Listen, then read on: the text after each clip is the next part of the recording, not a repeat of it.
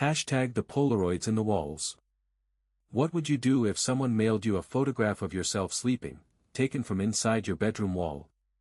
Not from the doorway. Not from the window. From a vantage point that would place the photographer somewhere between the drywall and the insulation, looking out at you through plaster and paint, from a place no living person could physically stand. Now imagine that photograph arrives every single week. For 3 years. 156 photographs. And in every single one, standing somewhere behind you, beside you, or just barely visible in the corner of the frame, there is a figure, a person, that you have never seen before in your life. A person your family swears was never in the room. A person that, according to every piece of evidence available, does not exist. This is not a ghost story. This is not a creepypasta. In 1978, this happened to a real family in rural Ontario, and to this day, no one, not the police, not the forensic analysts, not the photographic experts at Kodak and Polaroid, has been able to explain what those photographs are, where they came from, or who, or what, is standing in them. This is the story of the Mayu Polaroids. And I need to warn you, the deeper we go, the less any of this makes sense. Let's start with the place, because the place matters. Clarence, Rockland is a small municipality about 40 kilometers east of Ottawa, straddling the Ottawa River, a place where English and French blur together in the kind of quiet, unremarkable way that defines a lot of rural eastern Ontario. In the late 1970s, the area was even quieter than it is now, farmland, modest homes, the kind of place where people left their doors unlocked not because they were naive, but because there was simply no reason not to. Everybody knew everybody. The nearest town of any size was Rockland proper, and even that was barely a blip on the map. The Mayu family, Jean-Pierre, his wife Colette, and their 3 children, aged 9, 12, and 14, lived in a 2-story farmhouse on a rural route outside Clarence Creek. The house was old, built sometime in the early 1920s, but it was solid. Jean-Pierre worked for a lumber company. Colette worked part-time at a church office in Rockland. They were, by every account, an ordinary family. Quiet. Catholic. Unremarkable in the best possible sense of the word. The mailbox stood at the end of their gravel driveway, about 40 meters from the front door, a standard rural mailbox on a wooden post. Mail was delivered 3 times a week in those days, and Jean-Pierre usually collected it on his way in from work. There was nothing unusual about the mailbox. There was nothing unusual about any of it. Until January 14, 1978. That was a Saturday. Jean-Pierre walked down the driveway to check for a package Colette was expecting. There was no package. But there was something else inside the mailbox, a single Polaroid photograph, unmailed, with no envelope. Just the photograph itself, lying face up on the cold metal floor of the box. The image showed their kitchen. Specifically, it showed Colette standing at the stove, stirring something in a pot, while the youngest child, 9-year-old Mark, sat at the kitchen table doing homework. The photograph was taken from an angle that Jean-Pierre later described as impossible. It wasn't taken from the doorway. It wasn't taken from the window.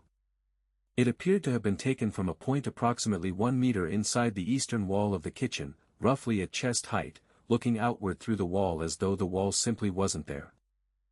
And standing behind Colette, maybe 2 feet to her left, partially obscured by the edge of the refrigerator, was a figure. A person. Someone neither Jean-Pierre nor Colette recognized. The figure appeared to be a man, of average height and build, wearing dark clothing.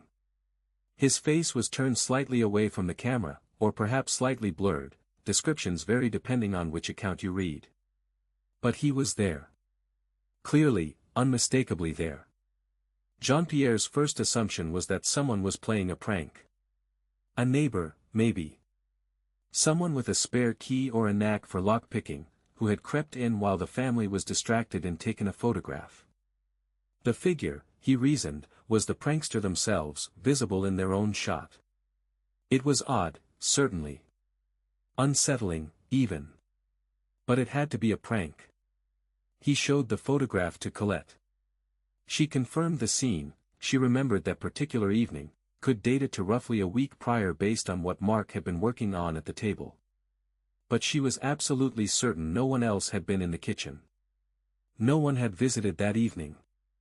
The doors had been locked because it had been cold and she didn't want the draft. And the angle, she couldn't explain the angle. There was no place in that kitchen where a person could stand and produce that particular perspective. It would put the photographer inside the wall cavity itself. They dismissed it. Tried to dismiss it. Jean-Pierre put the photograph in a drawer and decided to keep a closer eye on the property. 1 week later, there was another one. The second photograph arrived on January 21st, again on a Saturday. Again, it was a Polaroid, unmailed, no envelope. This time, the image showed the family's living room. Jean-Pierre was sitting in his armchair reading a newspaper. The television was on. And the angle, once again, was wrong. It appeared to originate from a point inside the northern wall, between the living room and the garage, at a height of approximately 5 feet. As though someone were standing in the 2x4 framing of the wall itself, peering through. The figure was there again. This time it was standing in the hallway, just visible through the doorway to the living room, partially in shadow. Same build. Same dark clothing. Same slight blur or avoidance of the camera. Jean-Pierre called the Clarence Creek detachment of the Ontario Provincial Police. An officer came out, looked at the photographs, looked at the mailbox, took a statement, and told Jean-Pierre it was probably kids. Small town. Long winter. People get bored. But there were two things the officer couldn't explain. The first was the angle. He stood in the kitchen and the living room and tried to find a position that would replicate the camera perspective shown in the photographs. He couldn't. The second was timing. Both photographs depicted scenes that had occurred in the evening, after dark, with the curtains drawn. All the windows had been locked. The doors had been locked. There was no sign of forced entry, no footprints in the January snow around the foundation of the house. The officer filed a report. Nothing happened. The photographs kept coming. Here is what we know about the Mayu Polaroids, compiled from OPP reports, later RCMP files, and a handful of local newspaper articles from 1980 and 1981 when the story briefly became public. One photograph arrived every week, always on a Saturday, always placed directly in the mailbox with no envelope or postmark. Over the course of 3 years, from January 1978 to approximately February 1981, the family received 156 photographs. Every single one depicted the interior of their home. Every single one was taken from an angle consistent with a camera position inside the walls, floors, or ceilings of the house. And every single one contained the figure. There are 5 specific details about these photographs that no one has ever been able to explain. First, the angles. A structural engineer who examined the house in 1980 at the RCMP's request confirmed that many of the apparent camera positions would place the photographer inside solid wall cavities, some as narrow as 3.5 inches. Several photographs appear to have been taken from inside the floor, looking upward. 2 were taken from the ceiling. In one particularly disturbing image from late 1979, the photograph shows the master bedroom from an angle consistent with a camera position inside the mattress itself, looking up at Jean-Pierre and Colette as they slept. There was no camera in the mattress. There was no hole, no lens, no device of any kind. The mattress was examined, even cut open. There was nothing inside it. Second, the timestamps. Polaroid photographs from this era, specifically the SX70 and one-step formats popular in the late 70s, developed in real time. You took the photograph, the image emerged from the camera, and within minutes you had a print. There was no negative. There was no way to manipulate the image after the fact, no darkroom, no double exposure technique that would reliably work with instant film. And yet, several of the photographs show scenes that family members could date to specific evenings based on contextual clues, what was on television, what homework was being done, what meal was being prepared. In every verifiable case, the photograph depicted an event that had occurred exactly 7 days before its appearance in the mailbox. Every photograph was delivered precisely 1 week after the scene it captured. Third, the figure. It appears in all 156 photographs. It is always the same figure, a man, apparently of average height and build, wearing dark clothing that some investigators described as a dark coat or jacket and others described as something less identifiable, something that didn't quite look like clothing at all.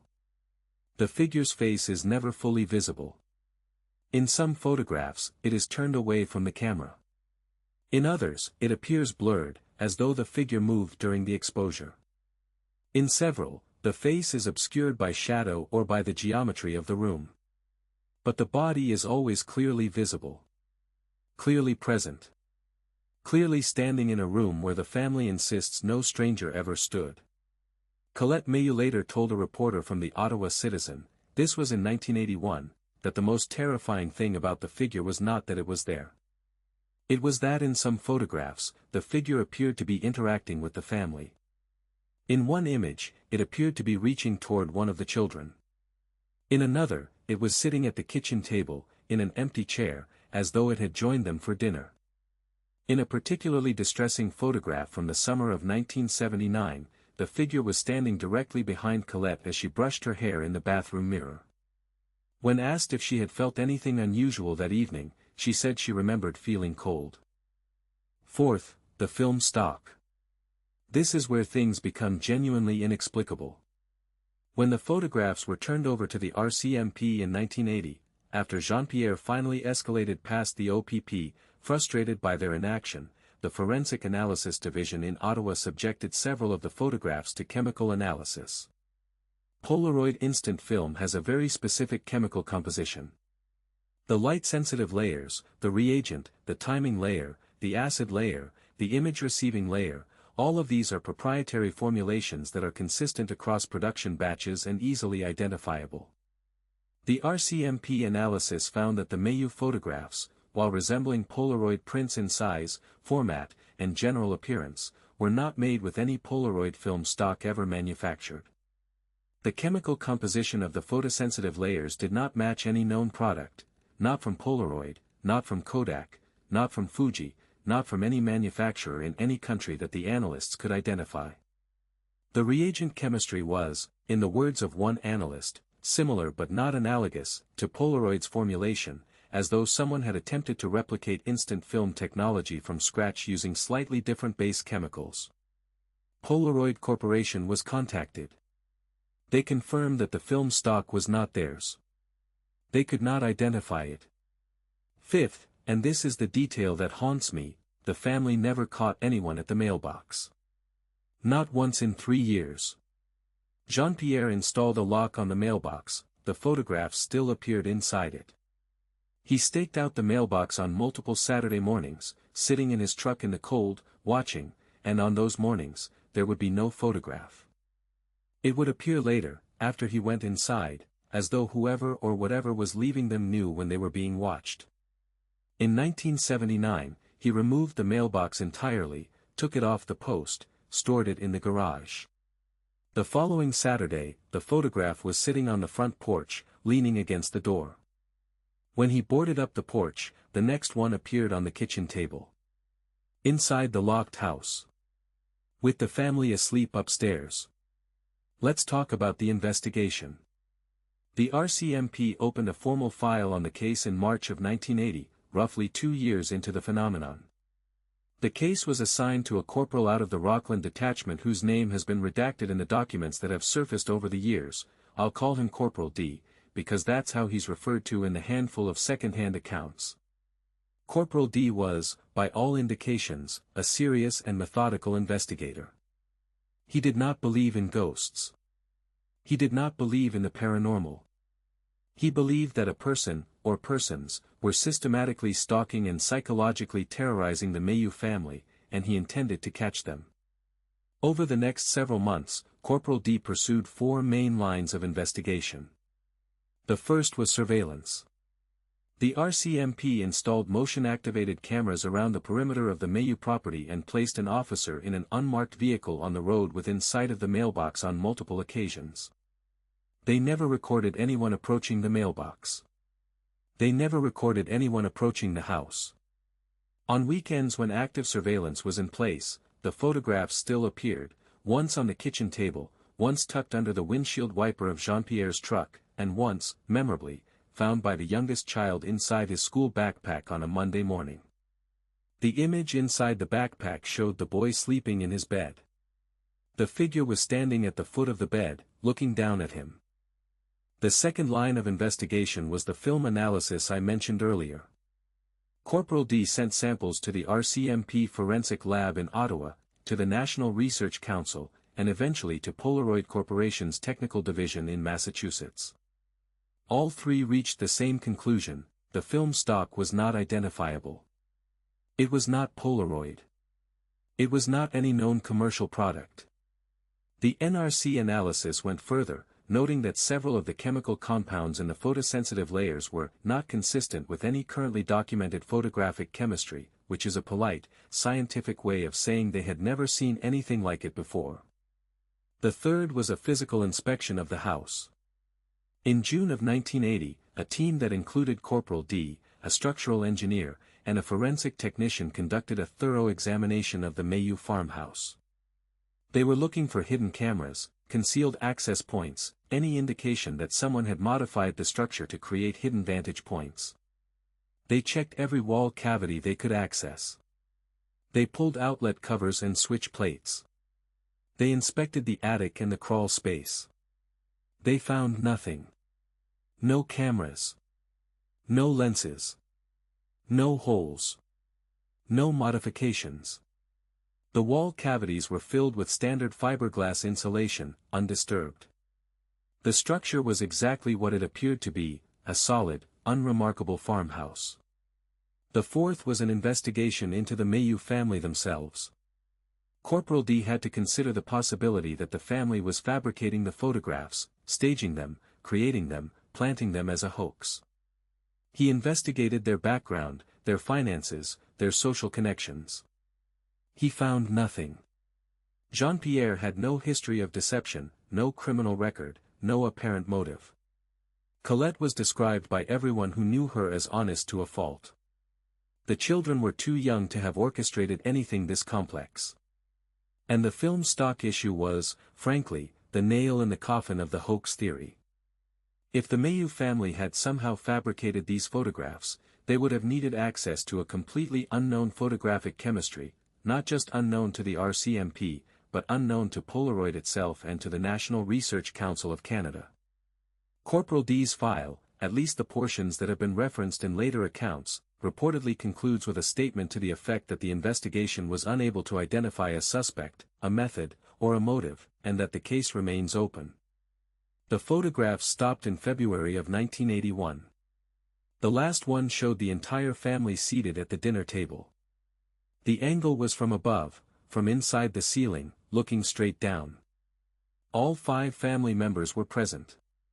And the figure was sitting at the head of the table, in the chair that was always left empty because it had a wobble and no one liked it.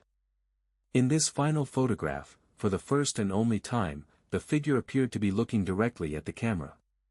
Now, I want to talk about what the family experienced, because the photographs are only part of this.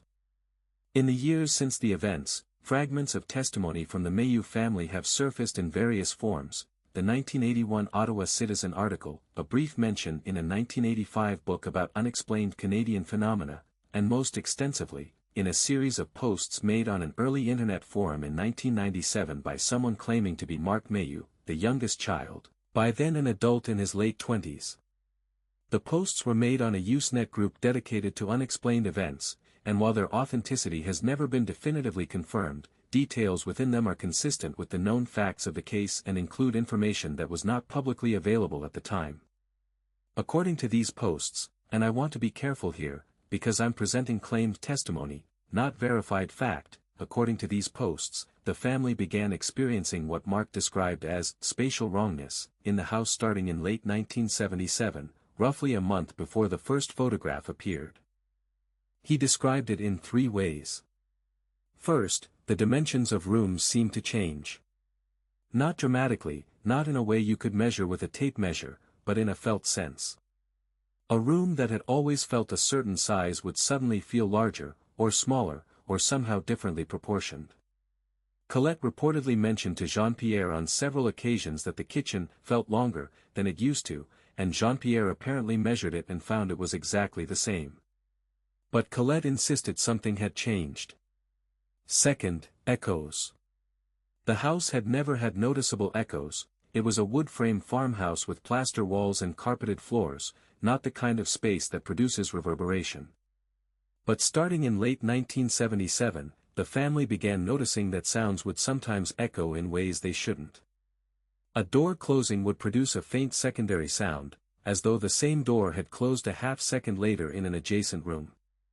Footsteps on the stairs would sometimes seem to be accompanied by a second set of footsteps, slightly out of sync, as though someone were walking beside you but not quite at the same pace. Third, and most disturbingly, the feeling of being watched from inside the walls. Mark wrote that this was something all 5 family members experienced independently, without initially telling each other. A sensation of being observed, but not from the windows or doorways, from the walls themselves. From the floor. From the ceiling. As though the surfaces of the house had become transparent from the other side, and someone on that other side was watching. When the photographs began arriving, Mark wrote, it was almost a relief, because it proved we weren't imagining it. I need to address the obvious question, why didn't the family leave? Several people have asked this over the years, and the answer is both simple and heartbreaking. They couldn't afford to. The house was their only asset. Jean-Pierre had a modest income. They had no savings to speak of. Where would they go? Who would buy the house? And what would they tell people, that their home was producing impossible photographs of itself? Colette reportedly wanted to leave. By 1979, she was sleeping poorly, had lost weight, and was experiencing what we would now probably diagnose as severe anxiety. She became convinced that the figure in the photographs was getting closer to the family with each successive image, and when you look at the progression described in the RCMP file, she may have been right. In the early photographs, the figure is in the background, partially hidden. By the middle period, it's in the same room. By the end, it's sitting at the table with them. It's standing at the foot of a child's bed. It's right behind Colette as she brushes her hair. Jean-Pierre reportedly told Colette that leaving would mean admitting that whatever this was had won. He was a stubborn man. Proud. He had built a life in that house and he refused to be driven out of it by something he couldn't even see. They stayed until 1983, 2 years after the photographs stopped. They sold the house at a loss and moved to Hawkesbury. The subsequent owners reported nothing unusual. No photographs. No figures. No spatial wrongness. Whatever had happened in that house, it appeared to be specific to the Mailloux family. Or, and this is the thought that keeps me up at night, whatever had been watching them had gotten what it wanted. Let's talk about theories, because there are several, and none of them are satisfying. The first and most obvious is the hoax theory. The Mailloux family fabricated the entire thing for attention, profit, or some other motive. This theory has several problems, the most significant being the film stock. You don't accidentally invent a new photographic chemistry to perpetrate a hoax. You use Polaroid film, which is cheap and readily available. The family had no background in chemistry, no access to a laboratory, no conceivable way to manufacture custom instant film. Additionally, they received no money from the story. The Ottawa Citizen article was a brief piece, not an exclusive deal. They didn't sell the photographs. They didn't write a book.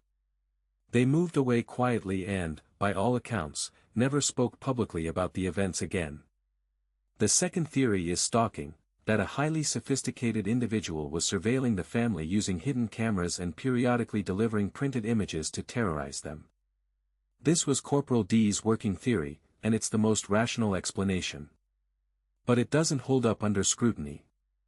The RCMP found no cameras in the house. The angles of the photographs would require cameras embedded inside solid wall cavities, inside floors, inside a mattress, and no such cameras were found. The film stock issue applies here as well. And the delivery mechanism, photographs appearing inside a locked house, inside a child's backpack, suggests a level of access that borders on the impossible. The third theory is more esoteric, and it's the one that the 1985 book, Unexplained, Strange Events in the Canadian Landscape, by a writer named Robert Faulkner, tentatively proposes.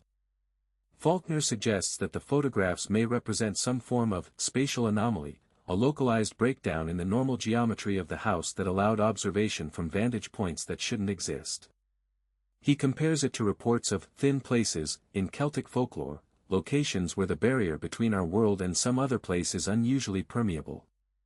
He does not speculate on what might exist on the other side of that barrier, but the implication is clear. The fourth theory is the one I find most compelling and most disturbing, and it comes from a detail that most accounts overlook. In the Usenet posts attributed to Mark Mayhew, there is a passage where Mark describes something his mother told him years after they left the house. Colette had apparently gone back to look at the photographs one final time before they were turned over to the RCMP. She had spent an evening going through all of them, by then there were over 100, and she had noticed something she hadn't seen before. The figure wasn't always in the same position relative to the family. It moved. It progressed. And if you laid the photographs out in sequence, you could trace the figure's movement through the house over the 3-year period. It started in the periphery. It moved closer. It entered the rooms where the family spent time. It sat in their chairs. It stood behind them while they slept. And in the final photograph, it was looking at the camera. But here's what Colette noticed that no one else had. She went back to the very first photograph, the one from January 14, 1978, the one that showed her at the stove with Mark at the table and the figure standing behind the refrigerator. She looked at it closely. And she realized that the figure wasn't standing behind the refrigerator. It was stepping out from behind it. In the first photograph, the figure was emerging. Entering the frame. Entering the room. And in the last photograph, it was looking at the camera as if to say, "I'm here now. I've arrived." Colette believed, and Mark seemed to share this belief, that the photographs were not surveillance. They were not taken by an outside observer. They were documentation. A record. Something was entering their home, gradually, over the course of 3 years, and the photographs were its way of marking its own progress. Like an explorer planting flags. Like something measuring the distance it had crossed. The photograph stopped because the journey was complete. There's one more detail I need to share, and it's the one that makes the hair on the back of my neck stand up every time I think about it. In 2003, a user on a paranormal message board, a different one from the Usenet group, a more modern forum, posted a message claiming to have purchased a box of miscellaneous items at an estate sale in Hawkesbury, Ontario. Among the items was a small cardboard box containing several Polaroid-style photographs. The user posted scans of 3 of them. The photographs showed the interior of a house. A kitchen. A living room. A bedroom. The angles were wrong, too low, too high, from perspectives that didn't make sense. And in each photograph, there was a figure. A man, average build, dark clothing, face turned slightly away. But these photographs did not show the Mayhew family. They showed different people. A different house. Different furniture, different wallpaper, different era. The user estimated, based on the clothing and decor, that the photographs were from the early 1990s. A full decade after the Mayhew photographs stopped. The user asked if anyone recognized the images or knew their origin. No one did. The thread received a handful of replies, then died. The user never posted again. The estate sale was traced to the belongings of an elderly woman who had lived alone in Hawkesbury and had died without surviving family. There was no connection to the Mayhew case. No connection to anyone involved. But the photographs were identical in format. Same size. Same apparent development process. And when I say the angles were wrong, I mean they were wrong in the same way, from inside walls, from inside floors, from perspectives that would require the photographer to be standing in a place where no person could stand. Whatever was in the Mayu house didn't stop. It moved on. It found a new home. New people to observe. New rooms to enter, 1 inch at a time, 1 week at a time, documenting its own arrival in photographs made with chemicals that don't exist, delivered by a hand that no one has ever seen. I want to leave you with something Mark Mayu, or the person claiming to be Mark Mayu, wrote at the end of his final Usenet post in 1997. He said he hadn't thought about the photographs in years. He said he had moved to British Columbia, as far from Ontario as he could get while staying in Canada. He said he was married, had a daughter, was living a normal life. And then he wrote this. Last Tuesday I went to check the mail. There was nothing unusual in the mailbox. Bills, flyers, the normal stuff. But when I got back inside and put the mail on the counter, there was something underneath the phone bill that I hadn't noticed. A photograph. Not a Polaroid exactly, but the same size, the same kind of paper, that same chemical smell. It showed our kitchen. Our kitchen, here, in BC. The angle was from inside the wall near the stove. My wife was washing dishes. My daughter was coloring at the table. And standing in the hallway, half hidden by the doorframe, there was a man. I don't know who he is. I've never known who he is. But I recognized him immediately. He looks closer than he used to. That was his last post. Mark Mayu, if it was Mark Mayu, never posted online again. I've searched. Others have searched. Nothing. The original 156 photographs remain in RCMP custody, filed under a case number that has never been closed. Requests to view them under access to information provisions have been denied on the grounds that the investigation is technically still active. Corporal D retired in 1994 and, according to one account, refused to discuss the case for the rest of his life. He is reported to have told a colleague, shortly before his retirement, that the Mayu file was the only case in his career that made him consider the possibility that the world was not what he thought it was. The house still stands outside Clarence Creek. It has changed hands twice since the family who bought it from the Mayus. No subsequent owner has reported anything unusual. But I wonder if the photographs ever stopped, really. I wonder if they're still being taken, right now, in someone's home, from inside someone's walls, documenting the slow, patient arrival of something that has no name and no face and no explanation. I wonder if somewhere, in a mailbox or on a kitchen counter or tucked inside a child's backpack, there is a photograph developing right now, an image of you, going about your evening, doing nothing unusual, while behind you, just barely visible, just barely emerging from the edge of the frame, there is someone who was not there before. And they are one step closer than they were last week. The Mayu Polaroids. 156 photographs. 3 years. One impossible figure. Chemical compounds unknown to science. Camera angles from inside solid walls. And a case file that has been open for over 4 decades with no resolution, no suspect, no explanation, and no end. What do you think was in that house? What was watching the Mayu family from inside their own walls? And if the 2003 photographs are real, if the 1997 forum post is real, then where is it now? Whose house is it in tonight? Whose walls is it standing inside, looking out, patient and silent, documenting its own arrival one photograph at a time? What do you think really happened? Leave your theory below. I want to hear it. Because I've been researching this case for months, and I am no closer to an answer than Corporal D was in 1980. Some mysteries don't want to be solved. Some things step into our world so slowly that by the time we notice them, they've already arrived. And they're already standing right behind us.